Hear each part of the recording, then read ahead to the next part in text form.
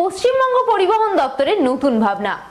সড়ক পরিবহন ব্যবস্থাকে সম্পূর্ণ নিরাপদ ও ঝুঁকিপূর্ণ করার লক্ষ্যে পরিবহন দপ্তর পশ্চিমবঙ্গ সরকার সড়ক পথে যানবাহনের গতি নিয়ন্ত্রক নীতি গ্রহণ করছে। পথ দুর্ঘটনা এড়াতে পশ্চিমবঙ্গ পরিবহন দপ্তরের নতুন ভাবনা।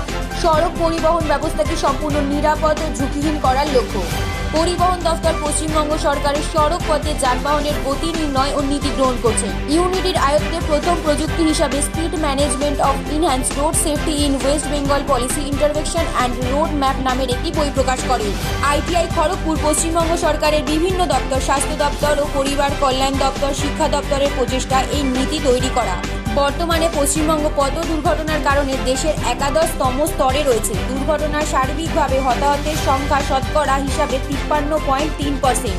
পশ্চিমবঙ্গ পরিবহন দপ্তরের মতে পথ দুর্ঘটনার সবথেকে বেশি উল্লেখযোগ্য কারণ দ্রুতগতি। এই বিষয়টিকে বিবেচনার মাধ্যমে রেখে সেফ সিস্টেম অ্যাপ্রোচ গ্রহণ করা উচিত। সিস্টেমের মাধ্যমে অপেক্ষাকৃত কম ঝুঁকিপূর্ণ কাঠামো নির্দেশ করা হবে, আপাতকালীন ব্যবস্থার উন্নয়ন করা হবে এবং সড়ক ব্যবহারকারীদের মাধ্যমে ট্রাফিক নিয়মাবলীর বিশেষ ধারা দেওয়া হবে। সামগ্রিক বিষয়টি supreme court road safety committee সুপারিশ ক্রমে রয়েছে।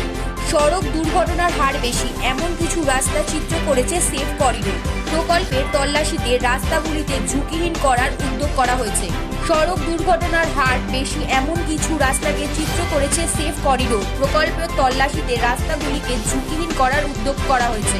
সড়ক দুর্ঘটনার হার বেশি এমন কিছু রাস্তাকে চিত্র করে সেফ করিডোর প্রকল্পের তল্লাশি রাস্তাগুলিকে ঝুঁকিহীন করার উদ্যোগ করা হয়েছে।